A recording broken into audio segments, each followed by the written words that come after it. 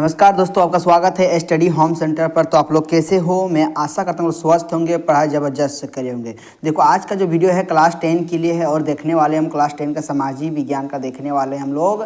जो matric board परीक्षा 2024 में जो एग्जाम होने वाला सामाजिक विज्ञान का बहुत वेरी इंपॉर्टेंट क्वेश्चन बताने वाले हैं। वेरी इंपॉर्टेंट क्वेश्चन जो एग्जाम में इसी प्रकार से आएगा क्वेश्चन। यही हम नहीं बोलेंगे कि 100% ये आएगा, लेकिन इसी प्रकार से क्वेश्चन आप लोग को पूछेगा एग्जाम में। तो आज का वीडियो क्या है? सफलता बैच 2 देखने वाले। क्या देखने वाले? सफलता बैच को 1 को जाकर देख लीजिएगा। उसमें क्या बताए थे? साइंस का ऑब्जेक्टिव क्वेश्चन बताए थे। इस वीडियो में दिखाएंगे हम लोग देखने वाले सामाजिक विज्ञान का। हम लोग देखने वाले हैं ब्रह्मास्त्र सफलता बेस वीडियो 2 देखने वाले। इस वीडियो में कवर करेंगे हम लोग सामाजिक विज्ञान का वेरी इंपॉर्टेंट क्वेश्चन जो एग्जाम में पूछने लायक बहुत इंपॉर्टेंट क्वेश्चन है। पूरा इंपॉर्टेंट क्वेश्चन बताने वाले हैं। हम नहीं बोलेंगे इसी प्रकार से क्वेश्चन है, इसी प्रकार से क्वेश्चन आंसर आएगा एग्जाम में। 100% यही क्वेश्चन नहीं आएगा, लेकिन इसी प्रकार से क्वेश्चन एग्जाम में पूछेगा। लेकिन आपको रिविजन करना बहुत आवश्यक है, अति आवश्यक है। इसलिए ध्यान से पूर्वक देखिएगा, क्वेश्चन को समझिएगा और ध्यानपूर्वक कॉपी लिख लीजिएगा। लिखना है तो नहीं, कम से कम वीडियो को अंत तक देखिएगा। अंत तक देखने से क्या होगा, आप लोगों को समझ में अच्छा से आ जाएगा। आसान लैंग्वेज बताने का प्रयास करेंगे। देखो, हम बोले थे कि रोज़ आप लोग को 12 बजे से पहले वीडियो मिल जाएगा, लेकिन आज भी वीडियो छोड़े हैं। 2 दिन से वीडियो नहीं छोड़े थे क्योंकि देखो थोड़ा पर काम था घर में, इसलिए 2 दिन से वीडियो नहीं छोड़ पाए थे। 2 दिन के लिए उसके लिए क्षमा चाहते हैं कि 2 दिन से वीडियो आप लोग को अपलोड नहीं किए थे। लेकिन अब की बार से रोज़ आप लोग टाइम से एकदम वीडियो का बरसात होगा। टेंशन नहीं लेना है आपको, एकदम इस चैनल से आपको एक भी क्वेश्चन डाउट नहीं रहेगा। और हर एक 10वीं बोर्ड का एकदम पूरा फाइनल तक आप लोग को तैयारी कराएंगे। तो देखने वाले सफलता बेस 2 का क्या देखेंगे? लेक्चर 2 वीडियो देखेंगे। क्या देखेंगे? सफलता बेस वीडियो 2 देखने वाले हैं। तो एक 1 पर जाकर देख लीजिए, डिस्क्रिप्शन में एक लिंक दे दी है, जाकर देख लीजिएगा। और चैनल को सब्सक्राइब कर लीजिएगा। अपने दोस्तों को शेयर करने के लिए नहीं भूलिएगा। देखो, शेयर कीजिएगा दूसरे को तो आपको भी लाभ हो सकता है। चलो हम लोग चलते हैं वीडियो। नेक्स्ट क्वेश्चन के चलते हैं। सामाजिक ज्ञान पहला क्वेश्चन, चलिए चलते हैं। देखो, पहला क्वेश्चन जो बोल रहा है, पहला क्वेश्चन क्या बोल रहा है, एक मिनट। पहला क्वेश्चन क्या बोल रहा है? देखो, पहला क्वेश्चन जो बोल रहा है कि फ्रांस की क्रांति, बहुत इंपॉर्टेंट क्वेश्चन है। ऐसा क्वेश्चन आपको एग्जाम जरूर मिलेगा। देखो, आपको आंसर भी यहाँ पर आप एरो देखिए, लिख आंसर भी दिखा दिए हैं, क्या आंसर होगा। देखो, पहला क्वेश्चन जो दिया, फ्रांस की क्रांति कब हुई थी? बहुत इंपॉर्टेंट क्वेश्चन है। जो फ्रांस की क्रांति हुई थी, कब हुई थी? बहुत इंपॉर्टेंट क्वेश्चन है। ये 9 क्लास का भी क्वेश्चन, 9 क्लास से आप पढ़ते आ रहे हो। फ्रांस की क्रांति जो हुआ था कब हुआ था? तो याद रखना 1789 में फ्रांस की क्रांति हुई थी। बहुत इंपॉर्टेंट क्वेश्चन है। और उस समय राजा कौन था? लुई 16वां। कौन था? लुई 16वां था। कौन था? लुई 16वां था। क्या था? लुई 16वां था उस समय। कौन? उस समय राजा था, शासक था, है ना। तो सही आंसर क्या हो जाएगा? फ्रांस की क्रांति कब हुआ था? 1789 में हुआ था। अब देखो, नेक्स्ट क्वेश्चन दिया हुआ है क्या देखो, सामाजिक उपबंध, जिसको बोलते हैं सोशल कॉन्ट्रैक्ट। सामाजिक उपबंध, सोशल कॉन्ट्रैक्ट नामक पुस्तक का लेखक कौन था? बहुत इंपॉर्टेंट क्वेश्चन है। कौन था? रूसो। कौन था? रूसो। इसको याद कर लीजिएगा, वेरी इंपॉर्टेंट क्वेश्चन है। कौन था? सामाजिक उपबंध नामक पुस्तक लेखक कौन थे? तो याद रखना रूसो। कौन था? रूसो। ऑप्शन नंबर का बिल्कुल सटीक आंसर हो जाएगा। अब क्वेश्चन नंबर 3 क्या बोल रहा है कि यंग इटली सोसाइटी की स्थापना किसने की थी? याद रखना, यंग इटली सोसाइटी की स्थापना किसने की थी? मेजिनी ने। किसने की थी? मेजिनी ने। किसने की थी? मेजिनी। इसको वो लोग मेजिनी भी बोलते हैं, जो बोला, लेकिन दोनों नाम सेम है। दोनों नाम सेम ही है। मेजिनी बोलो चाहे मेजिनी बोलो, बात बराबर है। आपको एग्जाम में छिका सकता है, आपको मैसेज आएगा मेजिनी, आप मेजिनी भी दे सकता है। इसको यही वाला टिक मारेगा, मेजिनी चाहे मेजिनी, जो मिलेगा आपको टिक मार देना है। ऑप्शन नंबर ख बिल्कुल सटीक आंसर हो जाएगा। क्या हो जाएगा? मेजिनी। ऑप्शन नंबर ख बिल्कुल सटीक आंसर हो जाएगा। अब देखो, नेक्स्ट क्वेश्चन क्या दिया हुआ है कि इटली का एकीकरण कब हुआ था? तो याद रखना, इटली का एकीकरण जो हुआ था 1870 में। और कुछ क्वेश्चन पूछ सकता है कि जर्मनी का एकीकरण कब हुआ था? इसको याद कर लीजिएगा। जर्मनी का यदि पूछेगा तो उसको क्या मानना है? 1871 मानना है। क्या मानना है? 1871 में जर्मनी का एकीकरण हो। जर्मनी का देखो, यदि पूछेगा जर्मनी का एकीकरण कब हुआ था, तो 1871 में। यदि पूछेगा इटली का एकीकरण, तो ये कब रखिएगा? इटली का एकीकरण हुआ था 1870 में। किसका? इटली का एकीकरण हुआ था 1870 में। देखो, क्वेश्चन नंबर, नेक्स्ट क्वेश्चन चलते हैं। देखो, 4 का सटीक आंसर क्या हो जाएगा? ऑप्शन नंबर क्या हो जाएगा? ऑप्शन नंबर ख बिल्कुल सटीक आंसर हो जाएगा। 1870 ईस्वी में। यदि पूछेगा जर्मनी, तो याद रखिएगा 1871 में जर्मनी का एकीकरण हुआ था। 1870 में इटली का एकीकरण हुआ था। चलो, नेक्स्ट क्वेश्चन क्या बोल रहा है? नेक्स्ट क्वेश्चन के चलते हैं। संघ, क्या बोले? शुल्क संघ जोबर, क्या बोले? शुल्क संघ जोल्बेराइन की स्थापना किसने की थी? वो याद, किसके पहल पर की गई थी? तो बहुत याद रखना, बहुत इंपॉर्टेंट क्वेश्चन है। वह पूछ देता है किसके पहल पर की गई थी? परसा के पहल पर। किसके पहल पर? परसा के पहल पर की गई थी। ऑप्शन नंबर बिल्कुल का सटीक आंसर हो जाएगा। अब बहुत वेरी इंपॉर्टेंट क्वेश्चन, इसको जितना बोलो उतना कम है। एकदम 100% ये क्वेश्चन आएगा एग्जाम में। क्या बोला कि जालियांवाला बाग हत्याकांड कब हुआ था? ये लोग मुंह में आप लोग को याद होगा। कब? 13 अप्रैल 1919 में। कब? 13 अप्रैल 1919 इसमें हुआ था। कब? 13 अप्रैल 1919 ईस्वी में। ऑप्शन नंबर क बिल्कुल सटीक आंसर हो जाएगा, ऑप्शन नंबर क। अब देखो नेक्स्ट क्वेश्चन दिया हुआ है 7 नंबर में, हिंद स्वराज नामक पुस्तक रचनाकार कौन है? बहुत इंपॉर्टेंट क्वेश्चन है। हमारा पिताजी महात्मा गांधी, हम लोग का क्या हो जाएगा? महात्मा गांधी। हम लोग क्या हो जाएगा? महात्मा गांधी, बिल्कुल सटीक आंसर हो जाएगा। हिंद स्वराज नामक पुस्तक जिसको बोलते हैं राष्ट्रपिता, जिसको बोलते हैं और कौन है? महात्मा गांधी। याद रखना, हिंद स्वराज के नामक पुस्तक रचना कौन किया था? महात्मा गांधी। कौन किया था? महात्मा गांधी, बिल्कुल सटीक आंसर हो जाएगा। अब देखो नेक्स्ट क्वेश्चन दिया हुआ 8 नंबर में, क्या दिया हुआ 8 नंबर में कि स्वराज हमारा जन्म सिद्ध अधिकार है और हम इसे लेकर रहेंगे, यह कथन किसने कहा था? यह किसने कहा था? याद रखना, यह किसने कहा था? बाल गंगाधर। किसने कहा था? बाल गंगाधर तिलक ने कहा था। गंगाधर तिलक ने कहा था। किसने कहा था? बाल गंगाधर तिलक ने। वीडियो पसंद है वीडियो को शेयर कीजिएगा, अपने दोस्तों को शेयर करने के लिए नहीं भूलिएगा, क्योंकि आप लोग दोस्त थे, दोस्त को सहायता करना बहुत इंपॉर्टेंट है। और चैनल को सब्सक्राइब नहीं किया तो चैनल को सब्सक्राइब कर लीजिएगा, वीडियो को लाइक कीजिए, कमेंट कीजिए कैसा लगा आप लोग को वीडियो। तो नेक्स्ट क्वेश्चन क्या दिया हुआ है 9 नंबर में कि ब्रिटिश सरकार ने केसर ए हिंद की क्या बोला? केसर ए हिंद उपाधि से किसे सम्मिलित किया गया था? याद रखना, किससे सम्मानित किया गया था? बहुत इंपॉर्टेंट क्वेश्चन। किससे सम्मानित किया गया था? तो महात्मा गांधी को सम्मानित किया गया था। महात्मा गांधी को, किसे? महात्मा गांधी को सम्मानित किया गया था। ऑप्शन नंबर घ बिल्कुल सटीक आंसर हो जाएगा, ऑप्शन नंबर घ। अब देखो नेक्स्ट क्वेश्चन चलते हैं, 1 मिनट, एक क्वेश्चन नंबर 1 मिनट, थोड़ा कलर चेंज कर लेते हैं। चलो नेक्स्ट क्वेश्चन क्या दिया हुआ है 10 नंबर में। 10 नंबर क्वेश्चन क्या दिया हुआ है कि सीमांत गांधी किसे कहा जाता है? बहुत इंपॉर्टेंट क्वेश्चन है। सीमांत गांधी हम लोग किसको बोलते हैं? तो याद रखना, महात्मा गांधी को नहीं बोलते सीमांत गांधी बोलते हैं अब्दुल गफ्फर खान को बोलते हैं। किसको बोलते हैं? अब्दुल गफ्फर खान को कहते हैं। क्या कहते हैं? क्या बोलते हैं उसको? अब्दुल गफ्फर खान। उसको क्या बोलते हैं शॉर्ट नाम से? सीमांत गांधी भी कहते हैं। क्या कहते हैं? सीमांत गांधी भी हम लोग कहते हैं। 1 मिनट, सीमांत गांधी भी कहते हैं। किसको? ऑप्शन नंबर, इसका ग नंबर बिल्कुल सटीक आंसर हो जाएगा। अब देखो नेक्स्ट क्वेश्चन दिया हुआ है क्वेश्चन नंबर 11 में, बहुत इंपॉर्टेंट क्वेश्चन है। क्या बोला? उत्पत्ति के आधार पर संसाधन कितने प्रकार के होते हैं? तो याद है, उत्पत्ति के आधार पर संसाधन 2 प्रकार के होते हैं। कौन कौन से? तो इसको याद कर लीजिएगा, कौन कौन से? जैव और अजैव। क्या होता है? एक जैव और दूसरा क्या होता है? अजैव होता है। इसको बहुत इंपॉर्टेंट क्वेश्चन है कि उत्पत्ति के आधार पर संसाधन कितने प्रकार के होते हैं? 2 प्रकार के। पहला क्या होता है? जैव और दूसरा क्या होता है? अजैव। क्वेश्चन घुमा के पूछ सकता है, क्या पूछ सकता है? समाप्यता के आधार पर संसाधन कितने प्रकार के होते हैं? तो आपको भी बोलना, वही बोलना है 2, लेकिन कौन कौन से होते हैं? एक होता है नवीकरणीय संसाधन और एक क्या होता है? एक होता है अनवीकरणीय संसाधन। इसको याद कीजिएगा। अब देखो यहाँ पर क्वेश्चन नंबर 12 में जो बहुत इंपॉर्टेंट, 12 में एग्जाम पूछ देते हैं। 12 में जो है क्वेश्चन है बहुत इंपॉर्टेंट क्वेश्चन है, वो वेरी इंपॉर्टेंट क्वेश्चन, एग्जाम में आना बहुत अति आवश्यक, एग्जाम में आ सकता है। बहुत इंपॉर्टेंट क्वेश्चन है कि 12 में क्या बोले कि पंजाब में भूमि निम्नीकरण का निम्नलिखित में से क्या मुख्य कारण है? तो याद रखना, पंजाब में क्या होता है? अति सिंचाई होता है, इसलिए इसका भूमि का जो क्या होता है? भूमि का जो मिट्टी है वो धीरे धीरे क्या होता है? सब खो जाता है, धीरे मिट्टी का क्षति होता है ना। इसका क्या, किसके कारण? अति सिंचाई कारण। अधिक सिंचाई होने के कारण वह मिट्टी जो होता है बहाव के कारण चला जाता है सब। बिल्कुल ख नंबर सटीक आंसर हो जाए, ख नंबर। अब देखो नेक्स्ट क्वेश्चन दिया हुआ है कि प्रथम पृथ्वी सम्मेलन का आयोजन किस वर्ष हुआ था? बहुत इंपॉर्टेंट क्वेश्चन है, भूगोल का क्वेश्चन है। किस वर्ष हुआ था? 1992 में होता। कब? 1992। ऑप्शन नंबर का बिल्कुल सटीक आंसर हो जाएगा। क्वेश्चन नंबर देखो नेक्स्ट क्वेश्चन क्या दिया हुआ है आपको? क्वेश्चन जो दिया है 14 है, इसको यहाँ पर देखो क्वेश्चन का घुमा इधर देखो, यहाँ 16 है तो यहाँ पर 21 है। इसको अच्छा से सीक्वेंस बाय सीक्वेंस 16 है, इसको 17 लिख लीजिएगा, फिर 18 नंबर बाय नंबर आप लिख लीजिएगा कॉपी में, जो लिखना चाहे तो। और नहीं लिखा तो बस खाली वीडियो को देखिए अंत तक, 2-3 बार देखिए, आप लोग क्वेश्चन याद हो जाएगा। अब देखो नेक्स्ट क्वेश्चन क्या दिया हुआ है कि 14 नंबर में कि किस राज्य में काली मृदा नहीं पाई थी? याद रखना, महाराष्ट्र में भी पाया जाता है, गुजरात में पाया जाता है, मध्य प्रदेश, राजस्थान में नहीं पाया जाता। क्या काली मृदा राजस्थान में नहीं पाया जाता? ऑप्शन नंबर बिल्कुल घ सटीक आंसर हो जाएगा। क्वेश्चन नंबर देखो 15 में क्या दिया? इनमें से कौन टिप्पणी प्राकृतिक वनस्पति और प्राकृतिक प्राणी जात के ह्रास का सही कारण नहीं है? तो याद रखना कौन नहीं है? देखो बृहद स्तरीय विकास परियोजना, ये तो है। पशुचारण और ईंधन लकड़ी का एकीकरण, ये भी है। तीव्र औद्योगिकीकरण का शहरीकरण, ये तीनों है। ये क्या है? तीनों क्या होता है? ये जो होता है वनस्पति और प्राणी जात का ह्रास का कारण नहीं है। कौन नहीं पूछा? ये होता है लेकिन कौन नहीं है? कृषि प्रसार नहीं है। ऑप्शन नंबर क बिल्कुल सटीक आंसर हो जाएगा। अब देखो नेक्स्ट क्वेश्चन दिया हुआ है कि बहुत इंपॉर्टेंट क्वेश्चन 16 जो है बहुत इंपॉर्टेंट क्वेश्चन है, जो बहुत इंपॉर्टेंट उसको हम लोग भिभिया लगा दे रहे हैं। जो बहुत इंपॉर्टेंट क्वेश्चन है उसको हम भिभिया लगा दे रहे हैं। देखो यहाँ ये 16 में बहुत वेरी इंपॉर्टेंट क्वेश्चन है, भिभिया है, इंपॉर्टेंट क्वेश्चन है। क्या बोला है 16 में? बाघ परियोजना की शुरुआत कब हुई? तो बाघ परियोजना कब हुआ था? 1973 में। कब हुआ था? 1973 में हुआ था बाघ परियोजना घटना। कब? 1973। ऑप्शन नंबर ख बिल्कुल सटीक आंसर हो जाएगा। देखो 21 में बहुत इंपॉर्टेंट क्वेश्चन है। 21 में क्या पूछ सकता है, घुमा घुमा क्वेश्चन पूछ सकता है कि औसत आय, जिसको हम लोग बोलते हैं प्रति व्यक्ति आय भी कहते हैं। देखो औसत आय को हम लोग प्रति व्यक्ति आय भी कहते हैं। देखो औसत आय जो होता है ना, औसत आय को हम लोग क्या बोलते हैं, एक दूसरे नाम से जानते हैं, जिसको बोलते हैं प्रति व्यक्ति आय।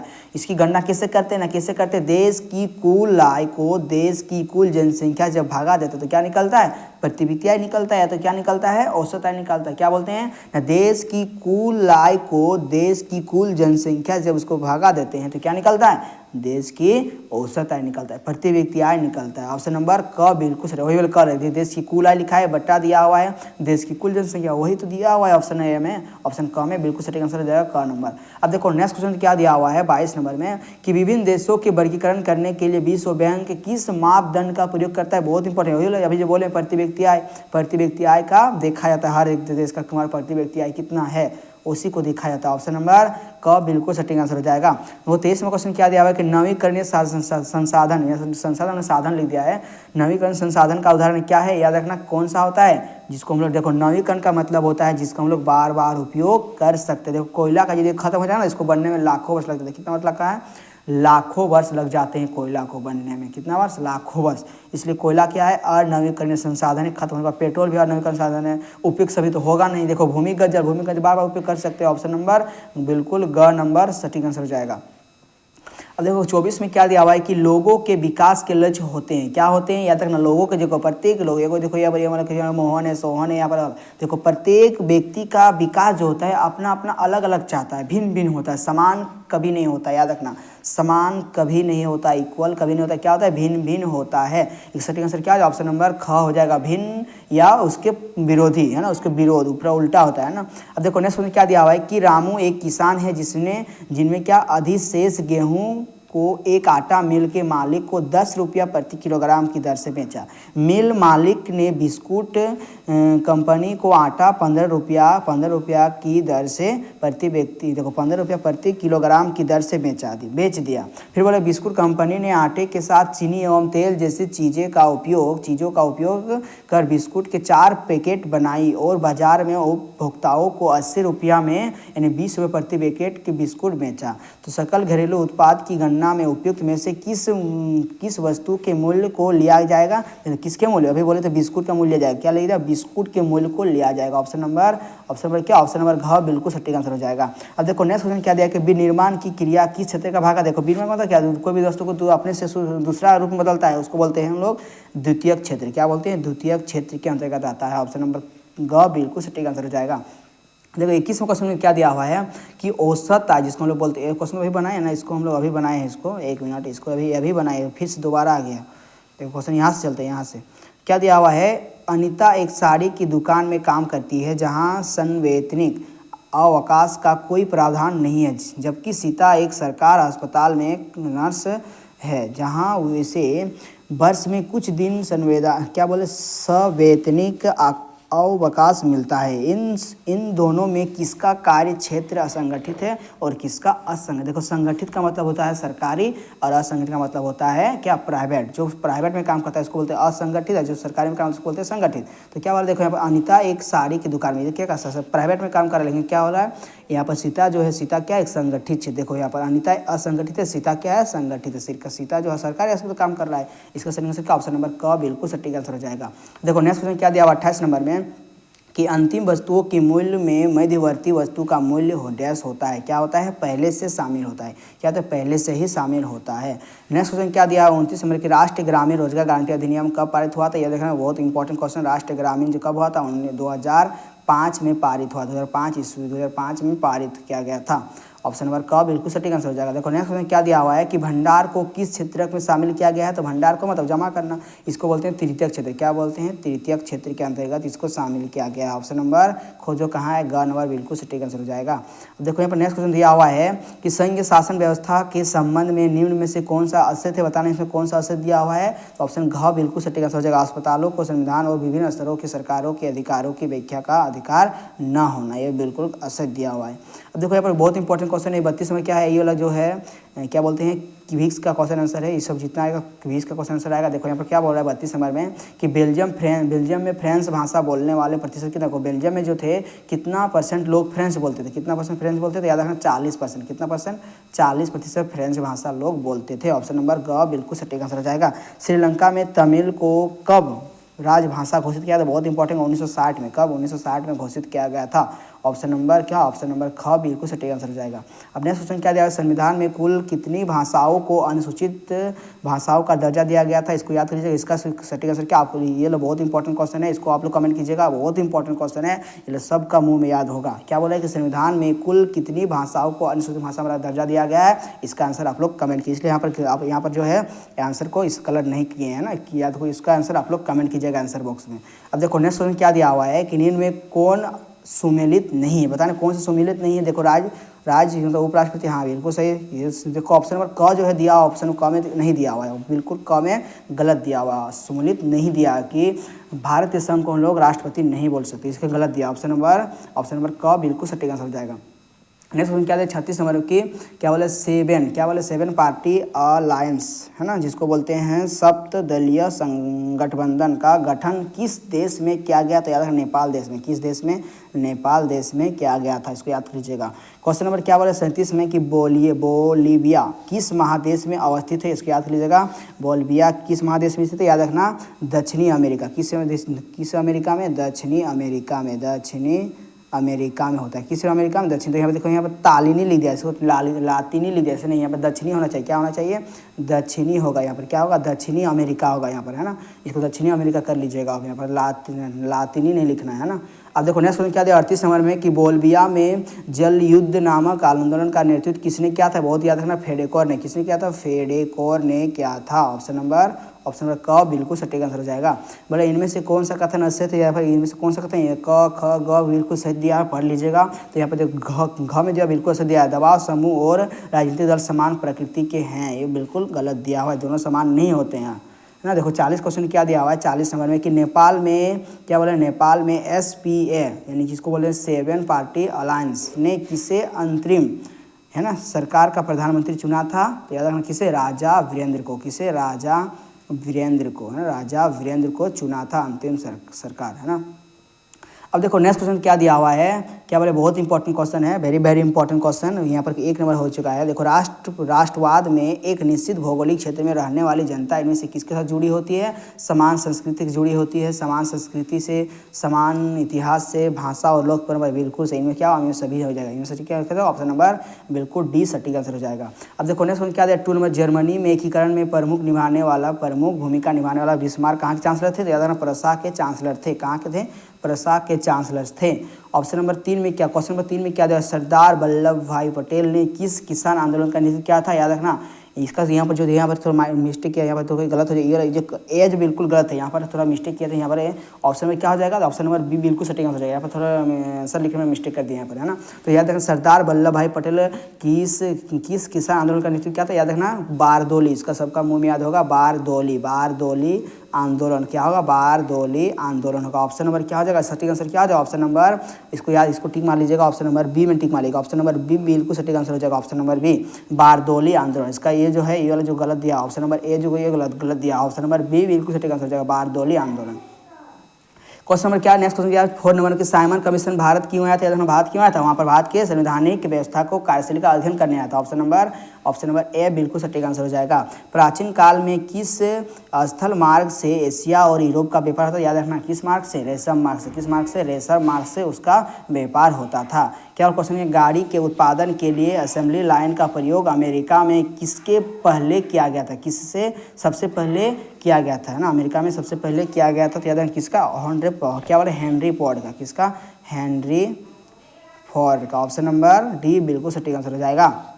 अब देख नेक्स्ट क्वेश्चन क्या दिया हुआ है कि डॉन ऑफ द सेंचुरी नामक चित्र में किसका महिमा मंडल है, तो याद रखना संगीत का, किसका महिमा मंडल है, बहुत इंपॉर्टेंट क्वेश्चन है, किसका होगा? संगीत का महिमा मंडल है। अंतिम क्वेश्चन है, एकदम लास्ट क्वेश्चन है, अंतिम क्वेश्चन। चैनल को सब्सक्राइब कर लीजिएगा, वीडियो को अपने दोस्तों शेयर कीजिए, कमेंट कीजिए कैसा लगा आप लोग वीडियो को। देखो 8 नंबर क्वेश्चन क्या दिया हुआ है कि स्प्रिंग जेनी मशीन ने किस प्रक्रिया में कताई की थी? याद रखना किस प्रक्रिया में वृद्धि की थी। याद हम आगे आंसर बोल दिए, किसमें की थी? कताई में की थी। किसमें की थी? कताई में वृद्धि की थी। अंतिम क्वेश्चन था। वीडियो पसंद है, वीडियो को शेयर कीजिए अपने दोस्तों को। कैसा लगा वीडियो? लव यू दोस्तों। नेक्स्ट वीडियो में लाएंगे, आप लोग कमेंट कीजिए कौन सा सब्जेक्ट का लाएंगे। लव यू दोस्तों, थैंक यू, वंदे मातरम।